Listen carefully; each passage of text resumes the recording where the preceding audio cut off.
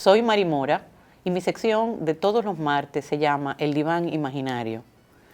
Es una sección que trata sobre temas psicológicos que aborda la realidad de hoy.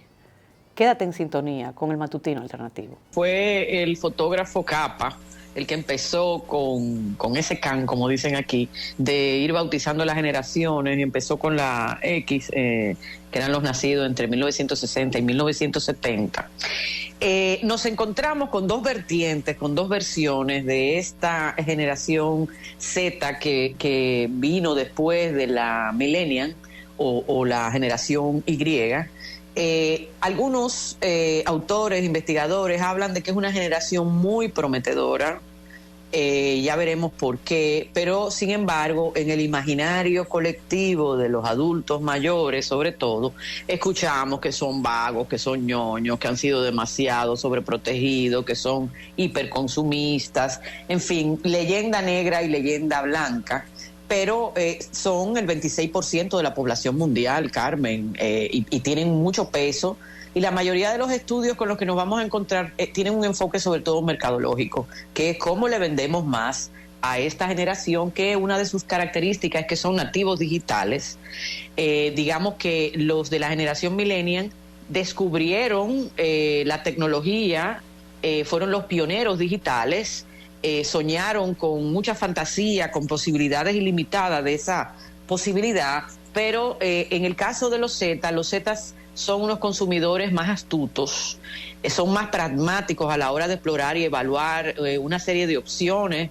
Les importa muchas veces que esa empresa o ese producto respete el medio ambiente y todo este tipo de detalles, y al ser nativos digitales también tienen una característica, y es que son autodidactas, tienen una gran capacidad de aprender online, y esto se potenció sin lugar a dudas con el tema de la pandemia, pero el tema de lo digital también, Carmen, trae una contradicción en varios estudios que pude observar, y es que al tiempo de que son más comprensivos, más empáticos con los demás, la digitalización de las relaciones ha provocado entonces que tengan una tendencia al aislamiento social en lo presencial, mientras potencian su participación en las comunidades online.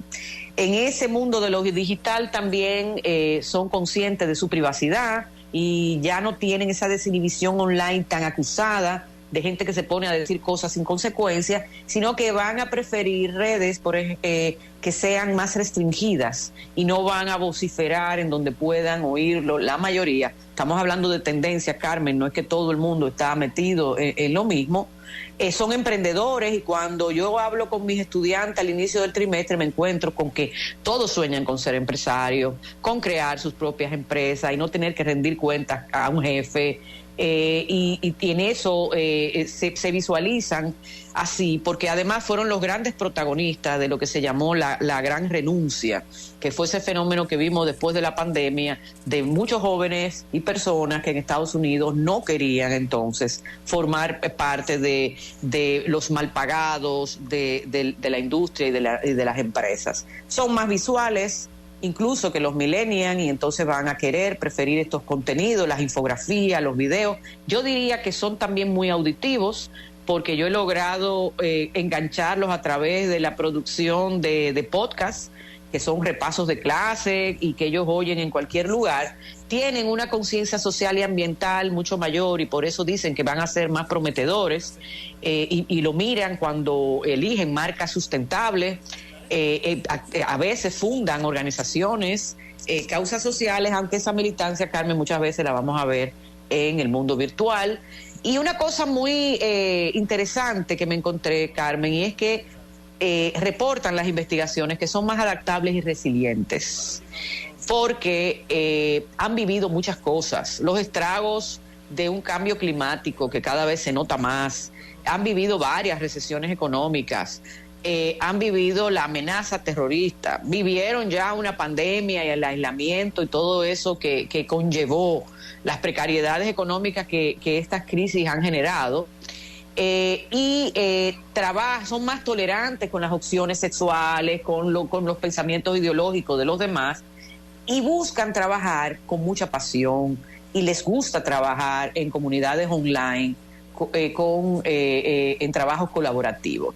Fíjate cómo hay cosas muy positivas que contrastan entonces con un mundo que no los recibe bien, y por eso en una investigación que hizo la Asociación Americana de Psicología hace unos años, un 55% de los que pertenecen a esta generación no se sienten que tienen buena salud mental. Los porcentajes de depresión aumentan, el estrés aumenta por el ritmo vertiginoso y el impacto que tiene esa digitalización en la vida real. Piden muchos de ellos ayuda psicológica porque se ha desmitificado. Y cuando uno busca por qué se deprimen más los post-millennial o los centennial, nos encontramos que tienen, por esa sobreprotección que es innegable en la crianza, menos tolerancia a la frustración y se conforman menos que las generaciones anteriores. Tienen ambiciones de una vida mucho mejor porque han vivido mejor y tienen esa tendencia entonces a explotar de insatisfacción con síntomas depresivos o trastornos de tipo emocional. Digamos que esa es, en versión 45 y no 33, el dibujo que podemos hacer de esta generación que tenemos los educadores, los psicólogos, los padres, la sociedad tiene que acercarse, yo pienso que con respeto, con capacidad analítica, viendo los pros y los contras y sabiendo que nos toca buscarles la vuelta. Mari, hay algo que en otros momentos históricos, en otras épocas vividas, cuando uniformábamos características, decíamos, pero no puede ser que un joven dominicano tenga las mismas características que un muchacho que nace, crece y se desarrolla en Atlanta. Sé que ahora, con la virtualidad, con las redes, con el mundo en tu mano, en la mano que tenemos el planeta, muchos comportamientos pueden ser repetidos. Pero ¿cómo yo asimilar el comportamiento de un muchacho dominicano, centennial, con el comportamiento de un muchacho europeo? ¿Hay rasgos comunes universales, Mari? Mira, cuando uno habla de universalidad, volvemos a esa visión occidentalista. Digamos que en el ámbito occidental, que ya decía nuestro querido amigo Enriquillo Sánchez que éramos occidentales, tenemos semejanzas, porque aquel muchacho que tiene su smartphone va a estar conectado con un mundo que le es parecido. Y ellos se vuelcan mucho en esa realidad que dibuja las redes sociales y que dibuja el Internet. Y entonces, yo que tengo alumnos de diferentes niveles, que esa es una de las cosas maravillosas de INTEC, ¿no? Que con el sistema de becas que hay, pues tú tienes un muchacho que puede ser de Cotuí o de un pueblo más chiquito, pobre, y que ha accedido, ¿verdad?, a esa posibilidad de estudiar en una de las principales universidades del país. Nos vamos a encontrar entonces con que sí, ellos quieren ser emprendedores, ellos no quieren ser empleados, ellos tienen sueños grandes, ellos tienen más sensibilidad hacia ciertos temas, no se escandalizan con muchísimos aspectos sobre el tema de las opciones sexuales, la libertad de las mujeres, porque han nacido en un tiempo en que ya estas cosas parece que están asentadas, aunque yo siempre digo que siempre están permanentemente amenazadas.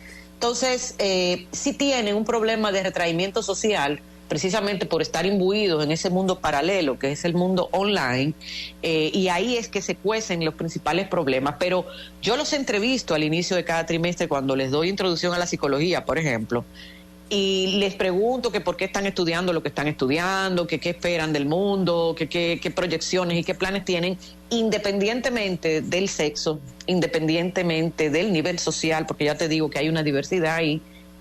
Todos quieren ser emprendedores. Nadie quiere tener jefe. Todo el mundo aprende.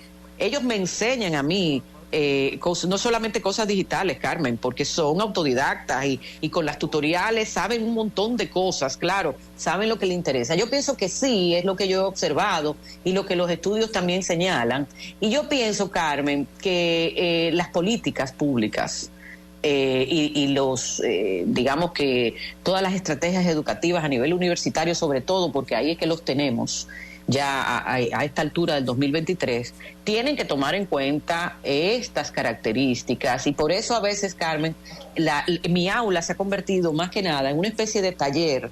Yo, es verdad que de vez en cuando doy mis clases magistrales, pero casi siempre es para ponerlos a ellos a trabajar ahí conmigo, a enseñarles a trabajar en presencial con su compañero y a cooperar. Y la habilidad que tienen de buscar información hace que cada trimestre, con lo que ellos me aportan, mis materias crezcan y se fortalezcan. Por eso yo siempre creo que la educación es una ruta de doble vía, ¿no? Y cuando el profesor no lo ve así, el primero que no va a crecer es el profesor o la profesora. Entonces, mi respuesta es que sí, Carmen, que prevalecen unas pinceladas que son homogéneas, por lo menos en sentido aspiracional, aunque las realidades puedan ser diversas. Gracias por acompañarnos en el Diván de Mari Mora. Síguenos en nuestras redes sociales y en nuestro canal de YouTube.